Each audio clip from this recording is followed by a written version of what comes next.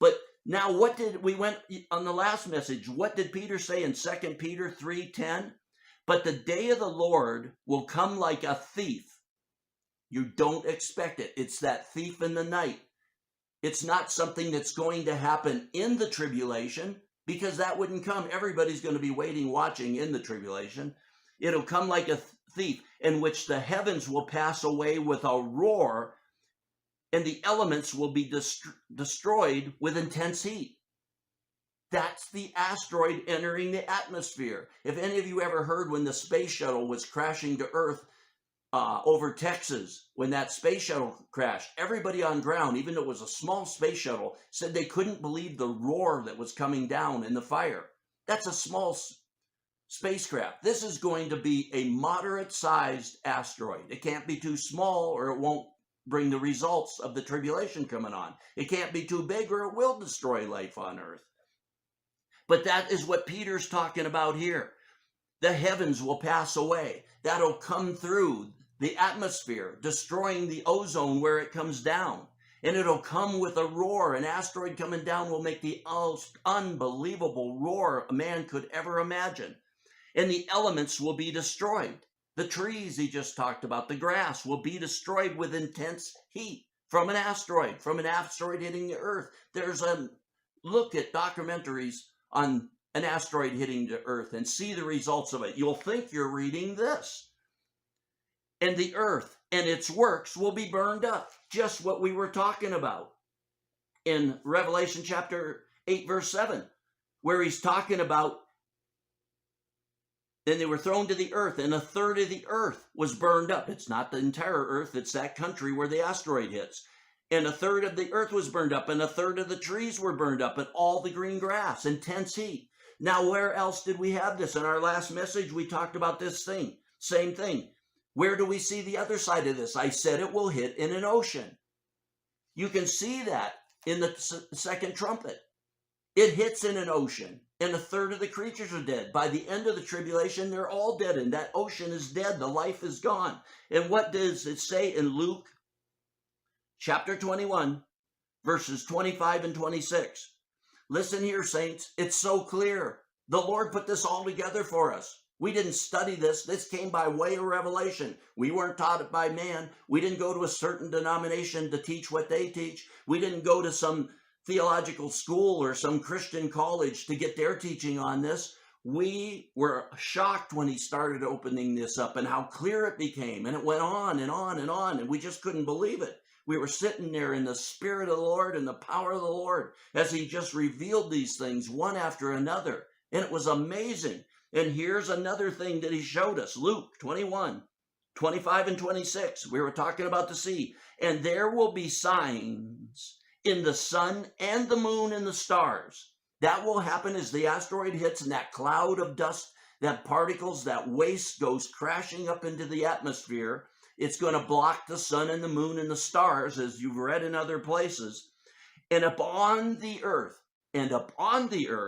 dismay among nations. In perplexity, the nations will be in dismay and perplexed, the other nations, at the roaring of the sea and of the waves.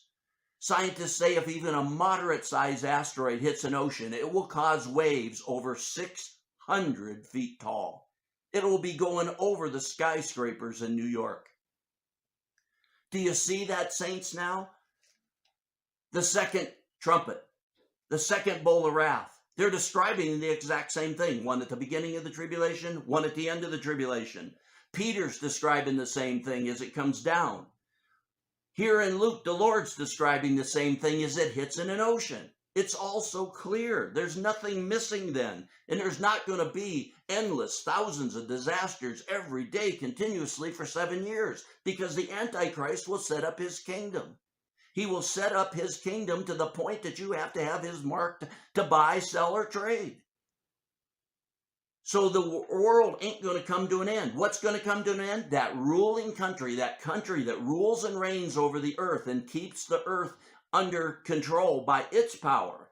That country, as it shows in Babylon falling, that all the earth buys from, sells to, trades with, Their money's there. Their real estate's there. Their businesses are there. Their money flows through there. That's the United States at this time. If maybe in 50 years it could be a China the way we're going, but right now it can only be the United States. See my other messages on that.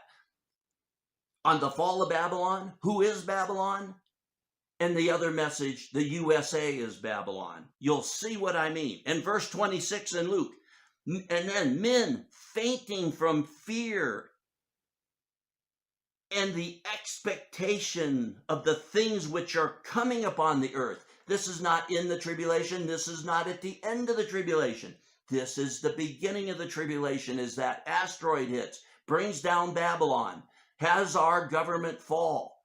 And then that allows for the rise of the kingdom of the beast. It will seem like a good thing. He's going to say he's going to bring peace and order to the earth. Do you see that? And people will follow him. The saints will be there preaching their three messages. And one of them will be, don't follow the beast or the kingdom of the beast, because you'll be thrown into hell and tormented forever and ever. But see here in verse 26, men fainting from fear and the expectations of the things which are coming upon the earth. Because the asteroid will hit, and that will be 1 hour of one day, the first hour of the first day of the tribulation. That's why you can mark the days. You can count the days exactly to the hour of the tribulation. That's why they're marked. That's why you're told in the Bible how many days there are, because they will be able to be marked exactly from the day that asteroid hits. For the powers of the heavens will be shaken. As that asteroid hits, the powers of the heavens will be shaken. The powers of the earth will be shaken. This country will fall. It will lose its dominance with military, and it will lose its dominance with the commerce that the whole world depends on. I have messages on those things, but for now we're sticking to the messages of the trumpets and the bowls of wrath. But there's one other thing we have to look at before we go. I told you that the sixth seal covers the tribulation too, because it's a time that men can and will be saved. The seals cover the entire church age. Don't allow them to deceive you and trick you into thinking this is another part of the tribulation. The sixth seal does cover the tribulation, because men can and will be saved during the tribulation. But let's go to Revelation chapter 6, verse 12, starting there. And it's going to describe the same thing, saints. This one event, not endless event after event after event. But here in verse 12 of chapter 6, and I looked when he broke the sixth seal, the beginning of the tribulation, and there was a great earthquake. You go look at those documentaries on asteroids. If an asteroid hits, there's going to be a great earthquake. There's other places where it says the earth teeters and totters, because a big asteroid, even a moderate asteroid hitting the earth, will cause it to shake. And the first thing that's mentioned here is this earthquake. And the sun became black as sackcloth made of hair, and the whole moon became like blood. That's the area where the asteroid hits. And for a great distance, 1/3 of that country will be covered by the results and the destruction of this. In verse 13, and the stars of the sky fell to the earth, as a fig tree caps its unripe grapes when shaken by a great wind. I saw this. One day the Lord gave me a vision. I saw this. That was too. And you can see this in documentaries about asteroid. As the asteroid hits, all that debris and rock and the stuff from the ground that it kicks up will be kicked up high into the atmosphere. And as it comes down, I saw it so plain. It looked like stars, like meteorites.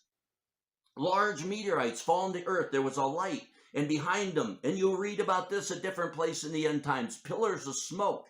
And pillars of smoke were coming out from behind them. And they were falling by the thousands, the hundreds of thousands, all around where the asteroid hit.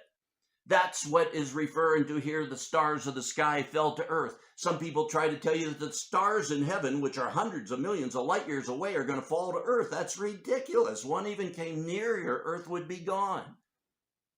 No, That is what I saw in that vision. As the asteroid hits that debris, big chunks of rock and pieces of the asteroid and pieces of the islands and mountains that are going to be destroyed where the asteroid hit are going to be cast up in the earth, and they're going to be on fire and coming down like burning shooting stars. And in verse 14, and the sky was split apart like a scroll when it is rolled up. That is like a nuclear bomb going off. See your documentaries. Don't listen to me. See the documentaries on an asteroid hitting. It'll kick up a giant cloud bigger than thousands of nuclear bombs. And it'll roll up like a nuclear bomb. And then the sky will be split as it rolls up. And then it says that every mountain and island were moved out of their places. This is mentioned here and in the bowls of wrath. Teachers try to teach you that across the earth during the tribulation, while the kingdom of the beast is requiring you to have a mark to buy, sell, and trade, while the two witnesses you read about in Israel in the book of Revelation are killed and the whole world is giving gifts like it's Christmas. But they try to tell you that twice every mountain and island are moved out of their places. It's not what it's talking about. It's again talking about where that asteroid hits in that ocean. Every island around there will be wiped off the earth. Every mountain, because it's going to be close to shore, every mountain inland near where the asteroid hits will be leveled. And the further out you go from it, the less it will be damaged. But where the asteroid hits, that's what it's talking about. Every island and mountain right there will be leveled and gone. In verse 15, and the kings of the earth, and the great men, and the commanders, and the rich, and the strong, and every slave and free man hid themselves in the cave and among the rocks of the mountains. And they said to the rocks and the mountains, fall on us and hide us from the presence of him who sits on the throne and from the wrath of God. For the great day of their wrath is come, and who's been able to stand?